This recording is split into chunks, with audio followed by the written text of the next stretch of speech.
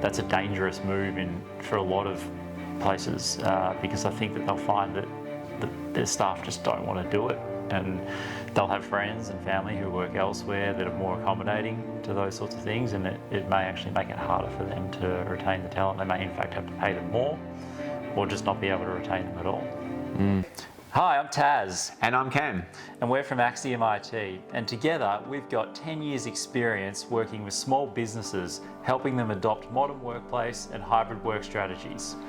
Today I thought we'd show you a great video called Great Expectations, Making Hybrid Work Work. And it's a reaction video, so let's just get straight into it. For more than a year, we've been on the cusp of a shift to hybrid work, and now it's finally here.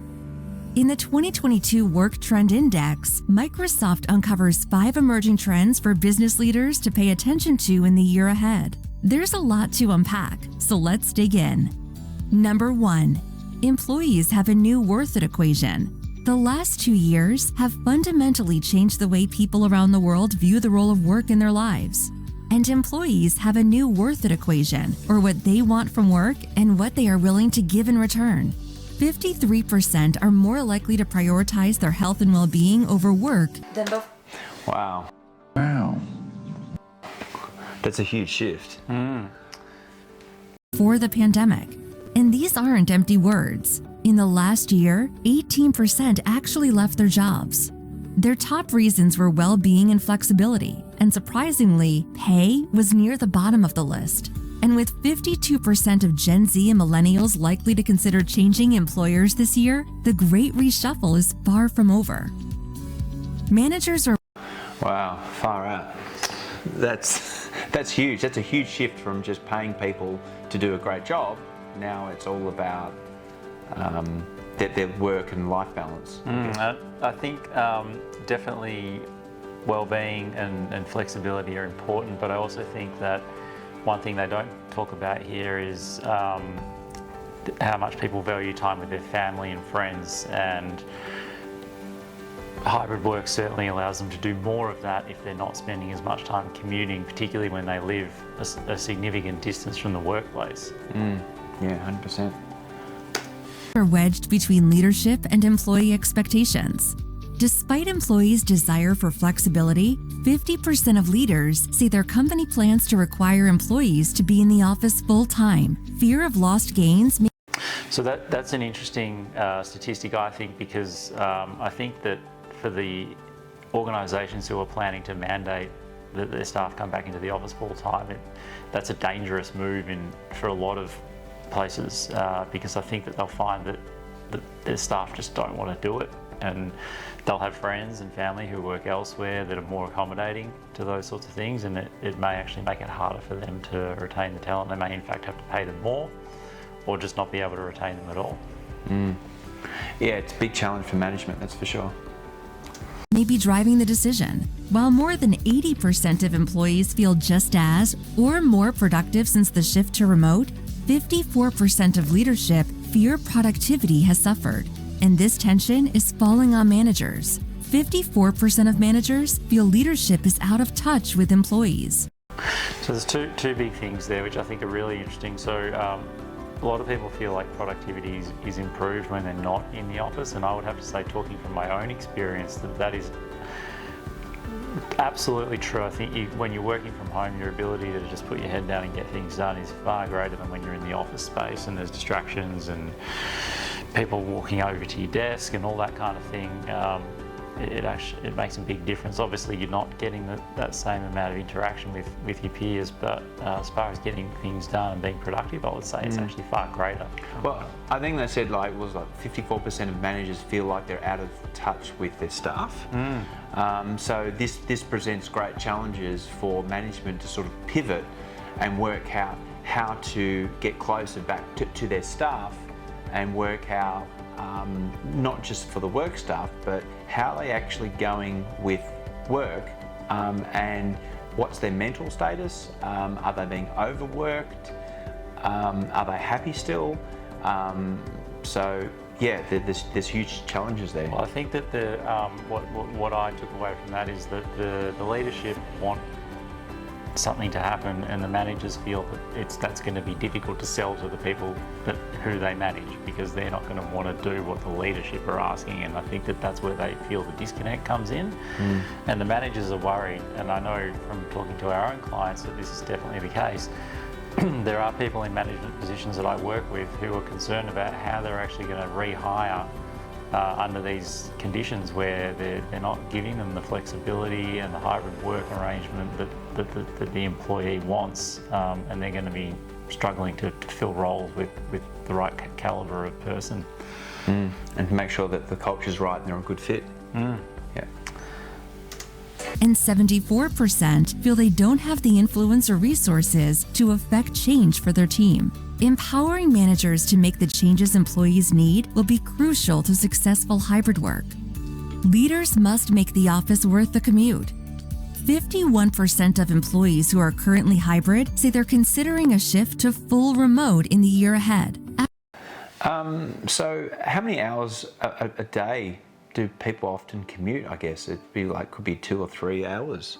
So in some cases, for some people it's a half hour to 45-minute commute each way, and for others it's an hour, which, you add that up over a week and then a month and a year, it's a substantial amount of time. So I completely understand what they're saying here about it's got to be worth it for the employee to make that investment of time in order to come into the office. So if you are going to ask people to come into the office, like they say, there's got to be some compelling reason or value add for the employee to want to do that. And if you can't work out what that is, I think they will struggle. Yeah, 100%. After a year of an almost hybrid model, they're not convinced hybrid can work for them. 38% of hybrid employees say their biggest challenge is knowing when and why to come into the office. But only 28% of leaders have clearly defined this. To make the office worth the commute, managers must create team agreements that define the when, why, and how of the office, or risk missing out on the value of a true hybrid model. So this is really coming down to the strategy, how a business adopts and creates a strategy for that flexible work arrangement to actually work properly. So when do they come to the office? When do they stay at home? So yeah, I think without a framework and clearly defined expectations about when you're required in the office and when it's okay to work from home, I think people will actually struggle with that because they won't know whether they're doing the right thing or not. Yeah. Flexible work doesn't have to mean always on. The last 2 years have completely changed the way we work. Weekly time spent in meetings for the average Teams user is up 252%, and chats sent per person each week is up 32%. The 9 to 5 is fading away too. The average workday has gotten longer, up 46 minutes in the last 2 years. I think that's also interesting because I know we're talking to my own team that when they actually have said to me on multiple occasions they're quite happy to sit at their desk till 6 o'clock and continue working, whereas if they were in the office they would have left at 5:30, and that time that they've spent commuting, they actually don't mind spending that extra time doing work. So from the perspective of the organisation, not asking them to commute every day means that they're actually going to invest a bit more time working than they otherwise would, which I see that as actually a win for the organisation. And of course this comes down to having the right culture, but people do want to contribute and give more, and if you give them that flexibility and don't make them commute when they don't have to, they will invest more in the organisation. I saw with flexible work hours, I saw a really big shift is the New South Wales government's testing a flexible school time. So they'll either let the students come to school between 8 a.m. and 1 p.m. or 11 a.m. and 6 p.m. So no longer is the 3 p.m. Pickup sort of a thing. So I'd be interested to see how that trial goes. But those sorts of modern, doing business in 2022 has those sorts of things that we can basically we can pivot around and change flexible working hours. After hours and weekend work is up as well. But it's not all doom and gloom.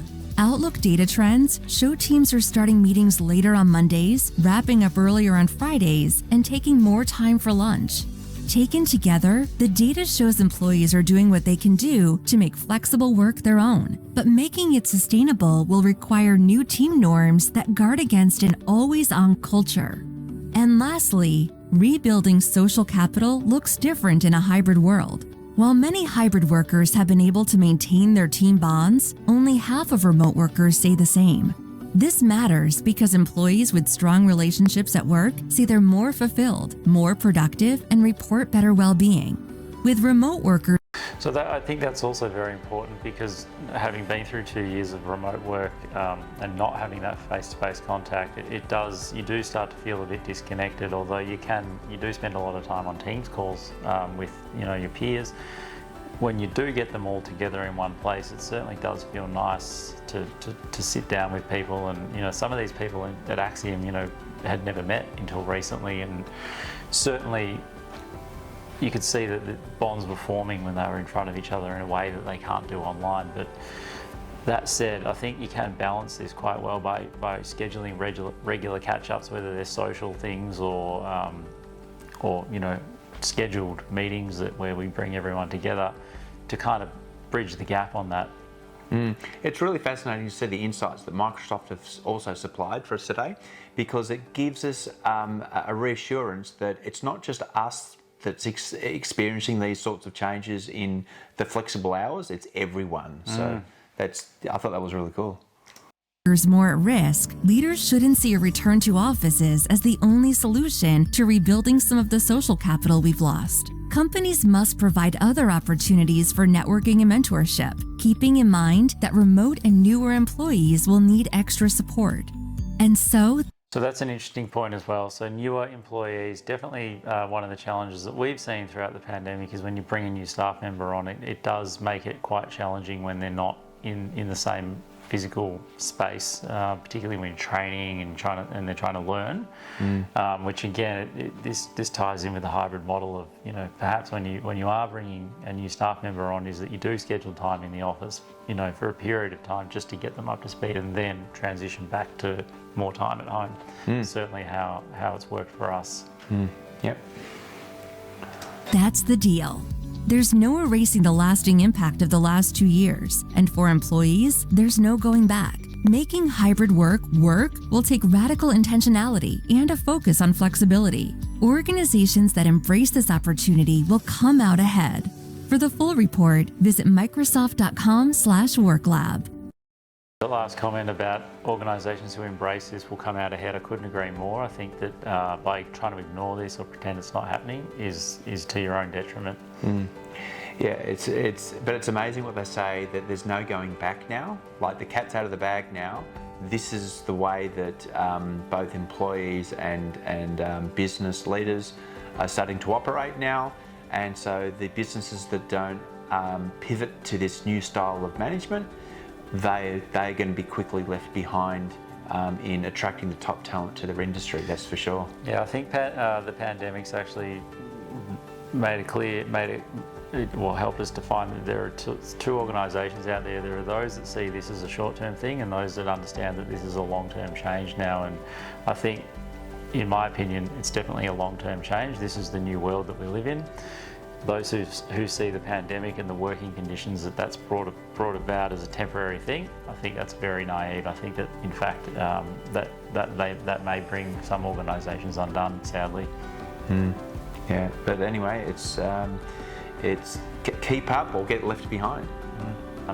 So I thought that was a really good insight into what's changed in the world and how we work, and I thought that raised some really interesting points. And there's certainly points that I've seen just through the way we operate our own business, as well as having close conversations with a lot of our clients and understanding how they're planning to manage this moving forward. Yeah, I think it's really cool because we're starting to see these conversations happening now with our clients. Perhaps not the full breadth of it, but we're certainly seeing big chunks of it. The sort of the common questions, which is, how are you guys doing hybrid work? I don't think anyone's completely sorted it all out, we're finding out what bits and pieces work and what bits and pieces don't work. Yeah, we're absolutely in a transition period right now, and every day that passes we get that little bit more refined in terms of how we do this, and yeah, it'll all fall into place eventually. I think it's also, it's really not just one area. It's everything from how they handle their staff, how do they handle their IT, how do they handle the meetings, the communications. It's across the whole board, the way that businesses work and the business functions and they communicate. So there's a lot to work out. And it's about so much more than the technology too, which is, I think, is interesting that Microsoft here haven't really talked about the technology at all, but more about that next layer of strategy and how do we actually make this work without focusing too heavily on the tech, which is good. I mean, look, this is the biggest change that that we've ever seen in business, and also technology is sort of leading that charge. But certainly, a strategy, having a strategy moving forward would certainly help. What the pandemic has taught us is that the technology is there. I think that's well understood now, which is part of the reason why I think this video doesn't focus on that at all. It's really a question of how do we actually make this work as a business. Yeah, definitely. Well, that was a really great video. We've got a whole bunch of other great videos that we are going to show you. So make sure that you subscribe down here, and there's probably another video that YouTube's probably recommending to watch up here as well. That's probably pretty cool. Thanks for watching Axiom IT. We'll see you next time.